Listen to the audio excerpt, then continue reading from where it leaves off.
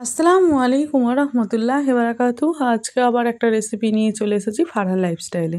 তো আজকে সকালে একটু বানিয়েছিলাম স্যান্ডউইচ, এগ স্যান্ডউইচ বানিয়েছিলাম। তো এই এগ স্যান্ডউইচ বানাতে আমি কী কী উপকরণ ব্যবহার করেছিলাম সেটাই তোমাদের সাথে এখন আমি শেয়ার করব। তো খেতে তো খুব সুন্দর হয়েছিল, এরকম এগ স্যান্ডউইচ যদি সকালে পাওয়া যায় পেটটা প্রায় ভরেই যায়। তো প্রথমে আমি দেখো কী কী নিয়ে নিয়েছি, ক্যাপসিকাম, ধনেপাতা, কাঁচা লঙ্কা, শসা সব কুচিয়ে নিয়েছি। তারপরে দুটো এগ আমি বয়েল করে গ্রেট করে নিয়েছি। তারপরে এর মধ্যে দিয়ে দেবো বাঁধাকপি মানে কুচি, একদম কচি যে পাতাটা থাকে বাঁধাকপির, সেই বাঁধাকপির পাতাগুলোই কেটে দিয়ে দিয়েছি, একদম ছোট ছোট করে কুচি কুচি করে দিয়ে দিয়েছি। তারপরে এর মধ্যে দিয়ে দিচ্ছি গাজর, গাজরটাকেও গ্রেট করে দিয়েছি যাতে না মুখে পড়ে।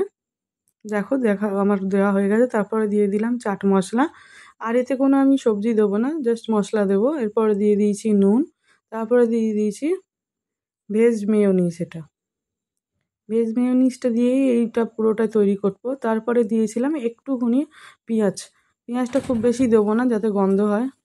পেঁয়াজটা একটু ভেজে নিয়েছিলাম, কাঁচা পেঁয়াজের একটা বাজে গন্ধ ছাড়ে, সেই জন্য একটু ভেজে নিয়েছিলাম। তারপরে দিয়ে দিয়েছি অরিগানো, দিয়ে দিয়েছিলাম চিলি ফ্লেক্স, সব কটাকে ভালোভাবে এবারে মাখিয়ে নিলাম।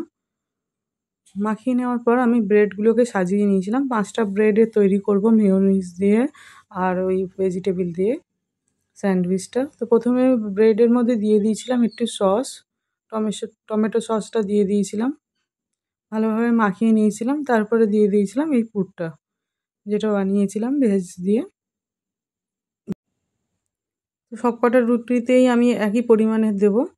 তো দেখো মোটামুটি আমার সব দেওয়া হয়ে গেছে। তারপরে ওপর থেকে আর একটা করে রুটি বসিয়ে দিয়েছিলাম। তো এইভাবে আমি পুরোটা কমপ্লিট করে নিয়েছিলাম 5টা। তারপর আমি ইন্ডাকশানটা অন করে প্যানটা বসিয়ে নিয়েছি।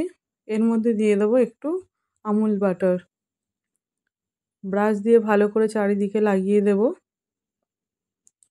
কড়াটা গরম হয়ে গেলে আমি তারপরে একটা একটা করে ব্রেড বসিয়ে দেব। ছোট কড়া ছিল তাই জন্য তিনটে তিনটে করে করছিলাম। এইভাবে আস্তে আস্তে করেই বসিয়ে দিচ্ছিলাম, কড়াটা অনেকটা গরম হয়ে গেছিলো প্যানটা। সব কটা সাজানো হয়ে গেছে, কিছুক্ষণ রেখে তারপর আমি এটাকে উল্টে দেব। দুপিটেই আমি হালকা করে বাটার দিয়ে জাস্ট ভেজে নেব। তো দেখো আমার কমপ্লিট হয়ে গেছে। তারপর আমি একটা প্লেটে সার্ভ করে নিয়েছি। এই ছিল ফুল ভিডিওটা। কেমন লাগলো ভিডিওটা জানিও বন্ধুরা। যারা যারা প্রত্যেকে আমার এই ভিডিওগুলো দেখছে তাদেরকে অনেক থ্যাংক ইউ। যারা নতুন আছেন পারলে আমার চ্যানেলটাকে সাবস্ক্রাইব করবেন।